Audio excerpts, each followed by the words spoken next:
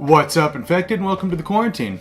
Today we're going to be taking a look at a game that's currently on Kickstarter by the name of Kamigami Battles River of Souls. Now this is an expandalone, which is a standalone expansion for Kamigami Battles Battle of the Nine Realms, which that in itself is a reprinting of Kanzume Goddess, which it's a reprinting with some reworking, rebalancing, and stuff like that. River of Souls is actually a completely standalone. However, I do have to mention that everything you see here is a Kickstarter prototype of the game and is, of course, subject to change. River of Souls is a little different from Battle of the Nine Realms, where Battle of the Nine Realms is Norse and Greek gods and goddesses. This one is Babylonian and Egyptian gods and goddesses. With River of Souls being, again, a standalone expansion, it comes with its own set of warriors and its own set of disciples, along with its own set of temples, which also kind of switch up how the game is played.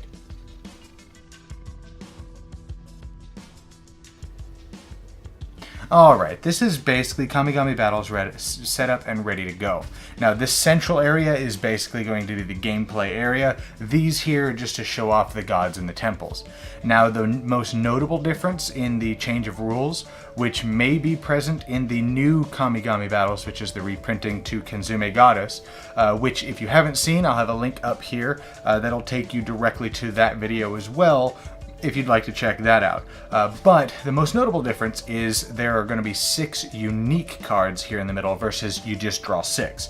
So if I were to draw another card, say I buy this one, and I flip this card over, it matches this, so instead of putting it here like you used to do, you will put it over this one and then draw until you have 6 unique cards out here in the middle. The other most notable design choice here is the fact that all of the different starter cards, the disciples that you have here, they all have 2 different abilities on the bottom. So not only does this give you 1 faith, it also has an additional act ability, just like the Enchantress and the Temple Guard. I do need to make note that there is a misprint on these. The Magi is not supposed to have anything up here in the corner because this is a disciple, so it does not matter which one of these symbols, what color that disciple is, because you can play any number of disciples. Alright, so these are the different gods. You have the Egyptian gods and goddesses on this side, and the Babylonian ones on this side. Now, just like the normal game, you're going to be choosing one of these gods to play, or you're going to team up with other players and you're going to play one side versus the other.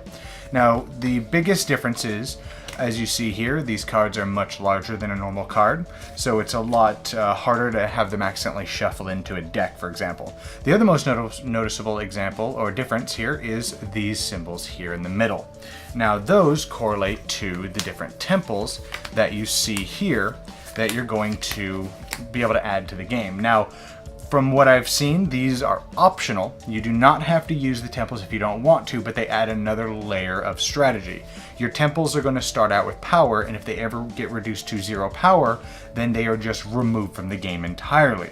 But they give you an additional ability or reaction, and you're going to be able to attack them directly. So it winds up adding a new level of strategy. So for example, Horus here, if I were to choose this as my god, I would be able to choose either the Temple of the Sun, the Temple of War, or I could choose the Temple of the Moon as my temple because the symbols in the corner here matches the symbols here. I'm only going to get to choose one of them, which give me an ability that I'm going to be able to use on top of course, my god standard ability. And in this case, I'll also have a react ability. Now, if this ever gets reduced to 0 power, then it's destroyed and it's removed from the game. Now, as you see here, throughout the game, as normal, you're going to be playing Disciples, like you see here, and Warriors, as you see here. Now, Disciples, you can play any number of Disciples that are in your hand during your turn, and in this case, you're going to be able to choose one of the 2 acts. So in this case, I can use her to be able to just get 2 faith points. Now, you're going to be able to spend those faith points, as you see here, to be able to buy the card, and you put it on the top of your deck, which means you're going to draw it next round, which is very, very important. Now, Warriors, on the other hand, are a little bit different. So as you see here, you only get to play 1 warrior during your turn, with an exception. If I were to play this, I get to choose one of the acts on it, and I get to do it, so I'd get attack 1. Then, it's got a primary color of red, and it goes into, or it changes into red or yellow. So I could then play this card, because it's got a primary of red, and this chains into red. And again, you would do what it says. Then I could play this card because it chains into white and it's got a primary of white. And so on and so forth. As long as you play a card that chains into the card before it, you can continue playing any warriors you have in your hand. This is going to continue to go back and forth until your opponent's main god is reduced to 0 life, or until your main god increases their health to 25 life. Whichever one does that is declared the winner.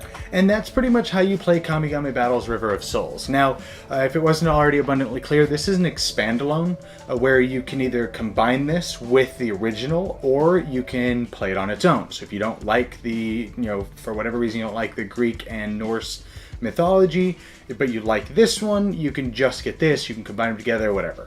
It gives you way more options. So what do I think about River of Souls? Well, right out of the gates, as you see here, this is my copy of Kenzume Goddess. So I already like the game, even though it's going to be reprinting of this, it's still, for the most part, the same game. I'm a big fan of Kamigami Battles. It's the chaining mechanism alone makes it a very, very unique deck builder. And then the fact that when you do buy something, it goes to the top of your deck, which is also huge.